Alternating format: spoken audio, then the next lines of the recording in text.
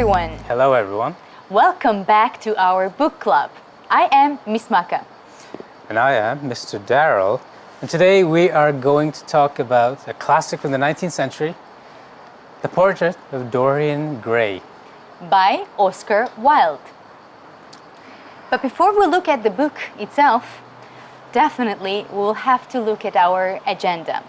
Traditionally, we start with vocabulary parts, then we continue our program about the author, then we will talk about the story in short, the summary of the story.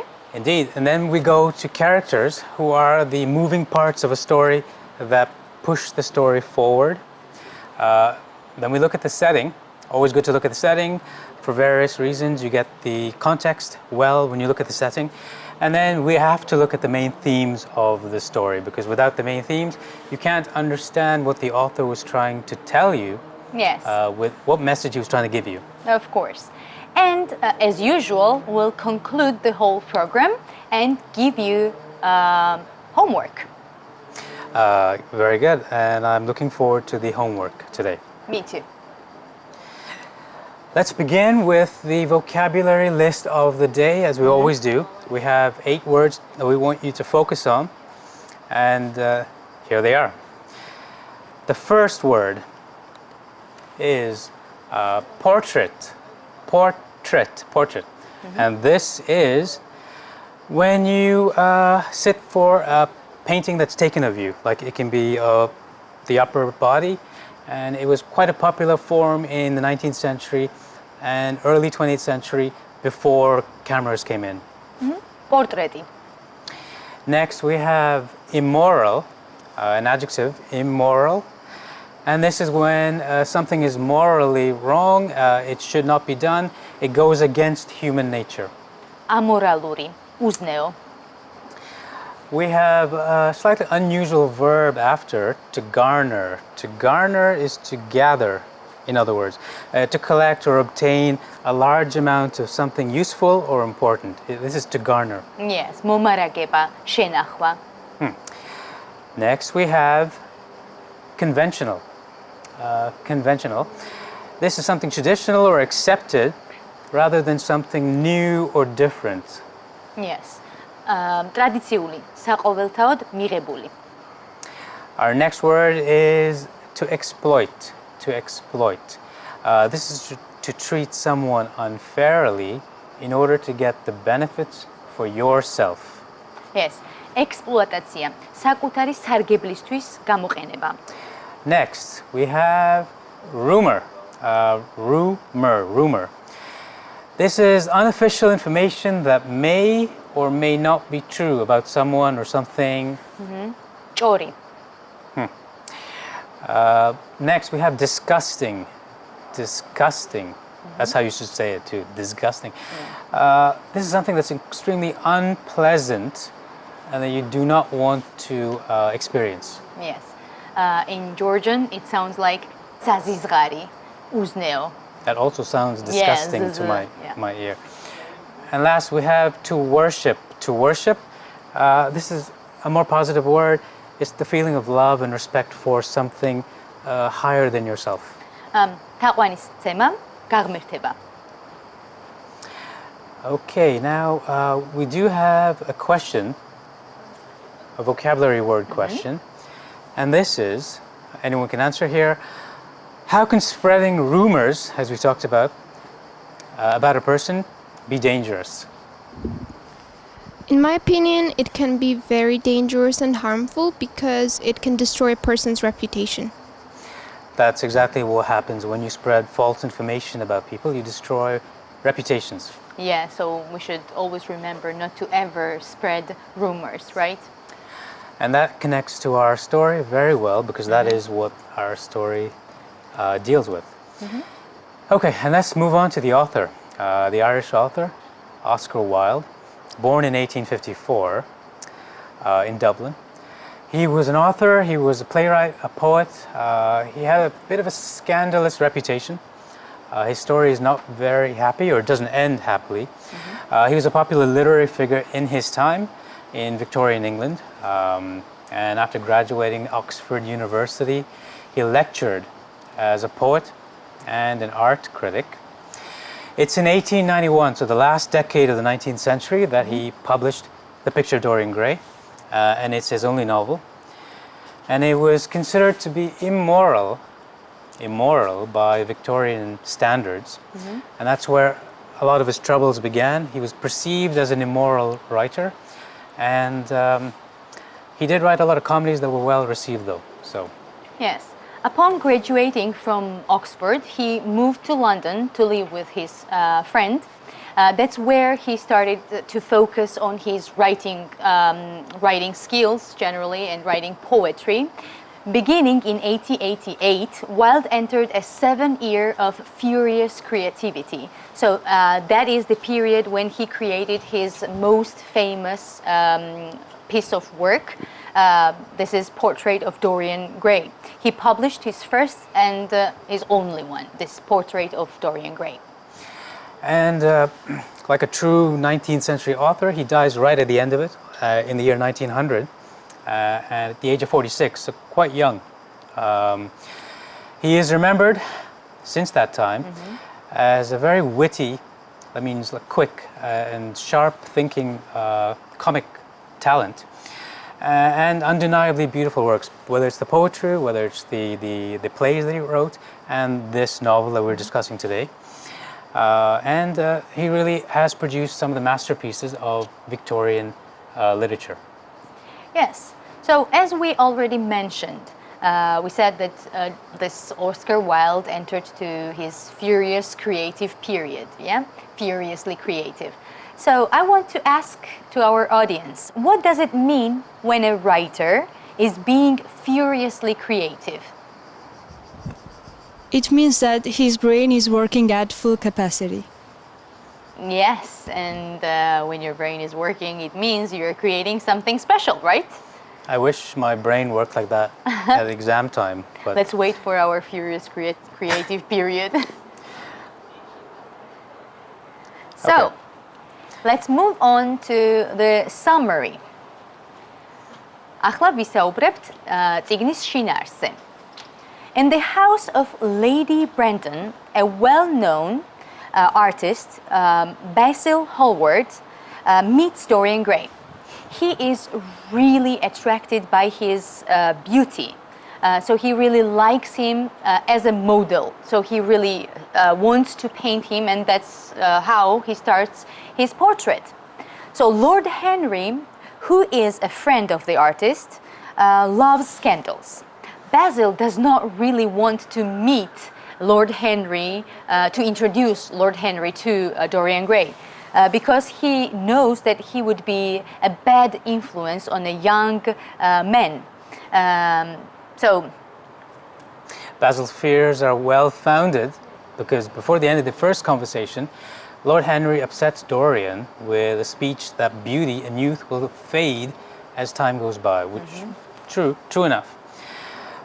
Dorian curses his portrait, which he believes one day will remind him of the beauty that he will have lost.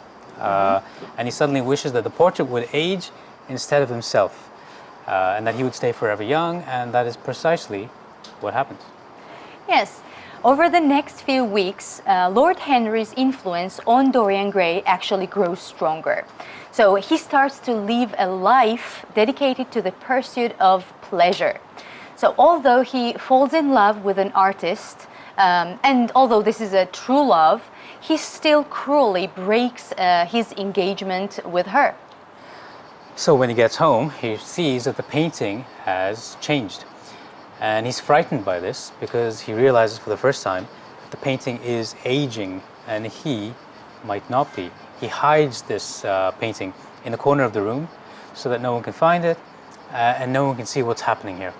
Sybil, Dorian's fiancée, kills herself after Dorian breaks up with her. And Dorian sinks himself even deeper into the life of corruption and sin. He lives a life devoted to gaming, new experiences, and sensations with no regard for conventional standards of morality or the consequences of his actions. 18 years pass Dorian's reputation suffers in this time. Rumors spread about his scandalous exploits. So it's not exactly rumors, he is doing scandalous exploits. During this time, the portrait has changed quite a lot. It has aged very, very much, whereas Dorian remains pure looking. And Hallward, noticing this, becomes horrified and begs him to repent. Now, Dorian claims that it is self-punishment, and he kills Basil in a fit of rage. Yes, and Dorian forgets about the fact that it is never late to regret or to somehow do some better things, okay? So of course the ending is really interesting. You should definitely read this book to understand what is it about. Now, I have a question for our audience, and maybe you can help us with an answer. Is it always true that being beautiful means being a good person? No, from Dorian Gray we see that the beauty made him evil. Well, that was a good answer.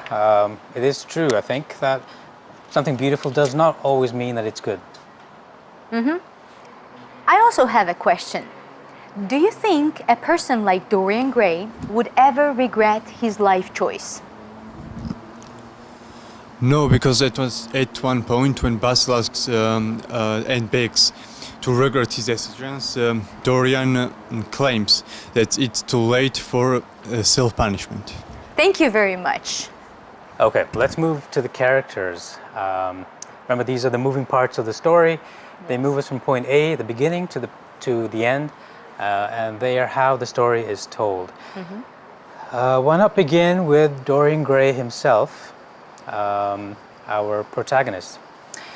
He is presented as a young, pure, and beautiful man when the novel opens, and it's that image that Basil Hallward wants to capture on the painting. He may be beautiful, Dorian, but he is empty as well. He's self-obsessed, self-centered, destructive as well. So beauty with evil characteristics inside. Oscar Wilde creates a complicated picture of maybe a new type of person for the 19th century. The portrait he paints of Dorian is actually quite disgusting. Yes, but this man, Dorian, may be physically lovely, but he leaves a trail of broken hearts, terrible reputation, and even dead bodies behind him. Dorian's name is also very important, but arguable, of course. As we see, Oscar Wilde gave him a surname, Gray. So that suggests that he is morally neither black nor white. Or we can also think so that he could be either black or white. So it depends how you look at this. Okay, so he's neither, but he could be both. Yes, he could be both. And his first name also might have possible meanings. The Dorians, that name Dorian, comes from Greek history. And Doris was one of the sea gods of Greek mythology, which would be connected to Dorian's beautiful mother, of course, and his own supernatural beauty. It's presented as otherworldly, like not normal level of beauty. And in French, d'or would mean of gold or golden, which would also describe Dorian's kind of great beauty. So there's a lot of symbolism thrown into this. Of course, so if we combine, we can say like black and white gold or something. Yes. Now let's look at our second character, Basil. So Basil is the second of the four characters at the heart of this novel. Basil is a mature man. He is an artist who is quite conventional. He's concerned with reputation and good character, but also with capturing and creating beauty. Yes, in fact, Oscar Wilde begins the novel with a preface, and it says, "The artist is the creator of beautiful things." And that is somewhat the case here. Basil does create a beautiful portrait of Dorian, but what good is it? That is the question. Yes, it is a beautiful part because Basil lets his worship of Dorian become a painting. And it does not remain beautiful. The painting does not remain beautiful itself. So only Dorian does. Does this mean that Basil created Dorian? It does, in part. He certainly helps to establish Dorian's supernatural status. However, it is up to another character to bring Dorian's fully into being Henry Wotton. And it is Henry Wotton that I will talk about. He's cynical. He's glamorous as well. He's a bit of a dangerous person. He lives with his life on display to the world for pleasure, and he claims entirely by himself. So he's made himself. This is something new in 19th century. You didn't have these kinds of characters. He's a bit of like, almost like a bohemian. I mean, very much like a bohemian in that sense. Henry explains beauty, art, and life in very like high terms, in ways that changes Dorian. And so Basil might have been the start, but it's Henry that it pushes him over to another level. Yes, a great influencer, I would say. Yeah. About the three characters, Oscar Wilde once wrote that Basil is what I think I am. Lord Henry is what people think that I am. And Dorian is a person who I would like to be. So in other ages, perhaps. That's a good way of looking at it. Okay. Yes. We have one more character, Sybil Vane. Sybil Vane. Well, her very name is symbolic. If you look at that name, in ancient Greece again, Sibyls were oracles at holy sites. So that means they would tell the future. They would predict the future. They would. They had magical powers as well. And Sybil is an actress. Her last name as well has various meanings. She's very beautiful in the novel, and it would be appropriate for her to be vain, if you know the English word vain, in the sense of thinking highly of oneself. But she's not. Instead, she sadly lives in vain, which is a phrasal verb, kind of play on the word. So now it means someone who lives their life with no purpose, uselessly in a way. And she dies young as a result of her naiveness and complex relation with art. Yes, she is poor and beautiful. She's an actress, and we can see that she's trying to escape her reality while working and while acting. So after she met Dorian, she actually quits her profession, and that explains it because she has no longer to escape the reality because she feels so well with Dorian. But you know, as you said, that there were some creatures that would predict future, right? She also felt that Dorian was in a wrong way, so she was kind of warning him. But of course, Dorian didn't really listen to her. But also, the readers might be interested why Basil is painting so well. What is he escaping from, right? But of course, it's up to you to answer the question. When you read the novels yourselves. Yes. Okay, well, now that we've discussed this a little bit, the characters, let's ask the audience a few questions about characters. Can we define Dorian's true nature as either good or evil? Well, he was evil because, as we see from the story, he made his own choice. That's an excellent point. It's a person's choices that pushes them either in a good direction or in a bad direction. So it's the choices, responsibility, basically. Yeah, or we can say you are what you choose. You are Something what you choose. Yeah, Very okay. Also, the second question to our lovely pupils. Who is the real victim of the book? I think it's Basil because he's the only character who has a pure intention. He loved Dorian's beauty so much that he wanted to capture it on canvas. Yes, That's a really nice point. Actually, Basil is the only character, I would say, who had really pure intentions, and he really wanted to put beauty of Dorian Gray on painting. That was all he wanted. Very good. Let's move on to the setting now. As usual, we always discuss the when and the wheres. Why don't you start with the when of the story? Yes, of course. So the novel takes place in the late 19th century. Although the date is never mentioned in this book, when Oscar Wilde included the Yellow Book, a secret version of Rebirth by J.K. Huysmans, this is an indication of the period of time he was trying to describe. Also, the contrast between dull middle-class society and the scenes of the wealthy and corrupt upper classes makes Wilde's book all the more daring. I agree. We should look at the where of the story now. And this is interesting because Oscar Wilde makes use of location to show psychological and personality characteristics of Dorian Gray. Dorian moves freely between two major parts of London. He moves from the wealthy West End to the ruined East End. And in the West End, in the luxurious part of London, he has his home.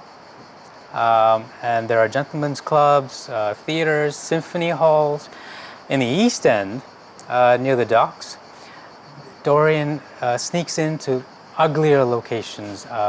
There's an opium den, a drug hall, and he indulges in drugs as well. So the two parts of London sort of showcase two parts of himself, within himself.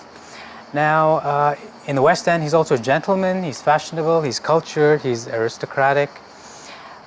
He's surrounded by fine culture, French cuisine and so on. And it's in the Eastern End that he escapes from that to indulge in a more kind of a darker side of him. So geography reflecting psychology. Yes, his character. Okay, let's ask a question to our audience. Is it important to have a good reputation in society? Yes, because it is very difficult to gain a good reputation. That's why we should take care of it. Wow, great answer. Yes. Well, I have another question as well. Do you agree that the two parts of London symbolize Dorian in the way that we described earlier? Yes, because from the book we can see that he has two natures. Definitely. There is that duality in the book, the dual nature, the two-part nature of the book, and I think geography is connected to that. Yes, definitely. So it reflects on his personality maybe. As well, yeah. We should move on to the main themes now. ახლა ვისაუბრებ თავარ თემებზე. We've chosen several themes to talk about, but there are many, many more themes that are in this book. The ones that we have chosen are, first of all, reputation versus character. Now, this tale is very much about reputation.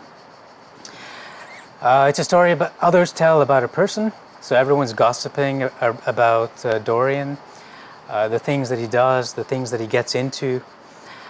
And the character turns out to be the person's real nature, and this is symbolized by the painting as well, the duality between the painting and the way Dorian looks himself, the way he physically resembles. This book examines when the two things separate, what happens. When reputation separates from character, you get some kind of divide that doesn't work anymore. Once Dorian starts to behave badly, many people start to hear the stories about him. And basically, his reputation precedes him, so it's not in step with him anymore. It goes ahead of him, and it sets people's opinions up about him. These stories are not good and would ruin anyone else and come very close to ruining Dorian himself. However, people who see Dorian, they actually reject all those stories because of his pleasing physical appearance. They take the proof their own eyes offer and they reject all those stories no matter how obvious, and often they are quite repeated. Let's ask a question to the audience and see what answers we get. Can art have a negative influence on artists and people? Yes, because if the artist becomes too obsessed with his artistic ideas, he can influence others in a negative way too. Very good answer. There are so many examples of art having a negative influence on people throughout history. Definitely, of course. It's a And da- also positive ones. It's a dangerous job. Yeah. Yeah. Okay, Ms. Maka, I think it's time to wrap this up. Yes. So, of course, the very first thing we did was talking about the author, Mr. Oscar Wilde. And then we talked about the summary, about the beautiful looking man, Dorian, whose beauty will disappear over time. And the portrait that is painted of him ages instead of him, which presents problems. Yes. Okay, then we talked about the characters. There are many interesting characters in the story. Of course, this is Dorian Gray with his dual personality. Mr. Basil Hallward, who is the artist, the creator of the portrait. Of course, Lord Henry Wotton, the influencer, and the young lady, Sybil Vane, who was the girlfriend, lover of Dorian Gray. Remember that the story happens in the 19th century in England, using two sides of London, the West End and the East End. Of course, and the main themes we had, this was reputation versus character and art versus life. Good. Now one more time, let's go through the words from the vocabulary list at the beginning. I will say it in English and you can tell us the translation. We had portrait, Portreti, we had immoral, amoraluri, we had to garner, შეგროვება, we had to exploit, ექსპლუატაცია, გამოყენება რაღაცის შენს სასარგებლოდ, we had worship, გაღმერთება, next was disgusting, საზიზღარი, next was rumor, ჭორი, and we had conventional. ტრადიციული, საყოველთაოდ მიღებული. And of course, our final part of the program, Mr. Daryl, what about our homework? Yes, this is a way to get audience members involved, and we would like them to answer this question. Why do you think people always want to stay and look young? What are the things they do to stay young? Give examples. როგორ ფიქრობთ, რატომ სურს ხალხს გამოიყურებოდნენ მუდამ ახალგაზრდულად და რას აკეთებენ ამისთვის? მოიყვანეთ მაგალითები. We'd like these answers to be sent to us at the address on the screen. ველით თქვენს დავალებებს მითითებულ მისამართზე. And I think after all this discussion with the audience members, between ourselves and hopefully with the audience at home, it's time to say goodbye. Yes, I think that's all for today. So let's prepare for the next week. See you next week. Have a great week. Goodbye. Bye.